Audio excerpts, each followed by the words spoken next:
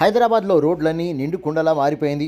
వాహనాల సంఖ్య పెరిగి ట్రాఫిక్ జామ్ నుండి ఏర్పడే అమూల్యమైన సమయం వృధా అవుతూ వాహన కాలుష్యం తీవ్రంగా పెరిగి ప్రజా ఆరోగ్యంపై దుష్ప్రభావం చూపుతుంది. మానవ జీవితం, ఆరోగ్యం, అమూల్యమైన సమయం దృష్టిలో ఉంచుకొని వాహనాల వేగం, సమయం, కాలుష్యం, ట్రాఫిక్ జామ్ల నివారణకు ముఖ్య కూడళ్లలో స్టీల్ బ్రిడ్జ్ల నిర్మాణం చేపట్టింది బల్దియా.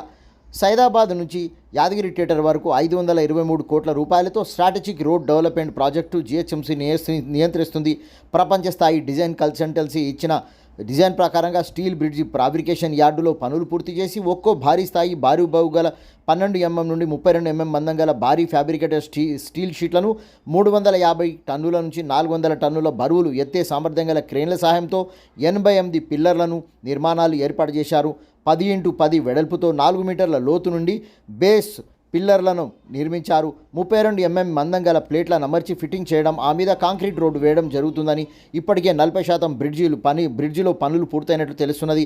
మొత్తానికి 2 సంవత్సరాల సమయంలో బ్రిడ్జి వాహనాల రాకపోకలకు అందుబాటుకి రావాల్సి ఉన్నది. సుమారుగా 3.28 కిలోమీటర్ల దూరం విస్తరణతో స్టీల్ బ్రిడ్జి 16.61 మీటర్ల వెడల్పుతో 4 లేన్ల నిర్మాణ పనులు చేపట్టి దాదాపుగా 1.5 సంవత్సరం అవుతున్నది.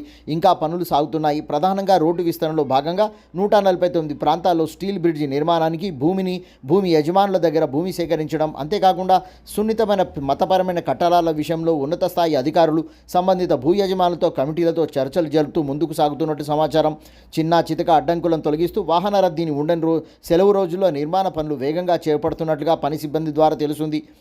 ఈ ప్రధాన రహదారికి మరో ప్యారలల్ రోడ్డు లేకపోవడం వల్ల కూడా ఇబ్బందులు ఎదుర్కొంటున్న పనులు సాగుతున్నట్టు తెలియవచ్చింది. వర్షం నీటి వరద కాల్వర్టు పనులు, మంచినీటి పైప్లైన్లు, విద్యుత్ శక్తి కేబుల్స్, టెలిఫోన్ కేబుల్స్, మురుగునీరు పైప్లైన్లు వివిధ ప్రభుత్వ శాఖలతో సమన్వయం చేసుకొని శ్రమిస్తూ పనులు జరుపుతున్నట్లుగా సమాచారం.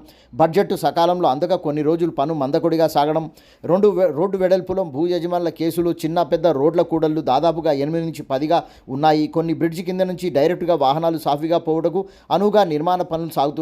కొన్ని మాత్రం యూటర్న్ దారులుగా ఏర్పాటు చేస్తున్న ట్రాఫిక్ పోలీసులు. స్టీల్ బ్రిడ్జి నిర్మాణంతో ట్రాఫిక్ సాఫీగా సాగే పూర్తి అవకాశం ఉందని తెలుపుతున్న ఎస్ఆర్డిపి ప్రాజెక్టు అధికారులు, పోలీసుల అంచనా. బిఎన్రెడ్డి నగర్, మహేశ్వరం, చంపాపేట్, సంతోష్ నగర్, సరూర్ నగర్, సైదాబాద్ కాలనీ ప్రాంతాలకు ప్రధాన రహదారి కావడం ఇదే. అంతర్జాతీయ విమానాశ్రయానికి కూడా లింక్ ఉన్న బ్రిడ్జు ఈ ప్రాంతం నుంచే కలిసి ఉంది.